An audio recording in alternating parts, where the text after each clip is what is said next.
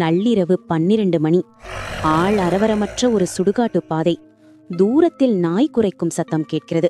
காற்று வேகமாக வீசுகிறது. சுரேஷ் என்ற இளைஞன் பயத்துடன் நடந்து சுடுகாட்டு பாதையை கடக்கிறான். அவன் முகம் வேர்த்து விறுவிறுத்திருக்கிறது.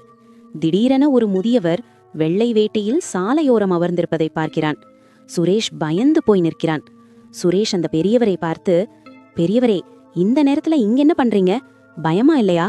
அந்த முதியவர் மெதுவாக தலை நிமிர்கிறார். முகம் மங்கலாக தெரிகிறது.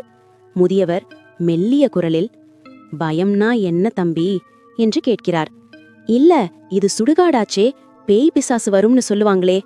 முதியவர் லேசாக சிரித்தபடியே, நிஜந்தான் தம்பி, எனக்கும் முன்னாடி பயமாத்தான் இருந்தது. சுரேஷ் கேட்கிறான், அப்புறம் எப்படி இப்போ தைரியமா உட்கார்ந்திருக்கீங்க? முதியவர் சுரேஷின் கண்களை உற்று பார்த்து சொல்கிறார், நான் உயிரோட இருந்த வரைக்கும் தான் பயந்தேன், செத்ததுக்கு அப்புறம் பயம் போயிருச்சு என்று சொல்லி மறைந்தார். வெறும் காற்று மட்டுமே பயங்கர சத்தத்துடன் வீசியது. சுரேஷ் அதிர்ச்சியில் உறைந்து போகிறான். சுடுகாட்டை விட்டு தலை தெறிக்க ஓடிவிட்டான்.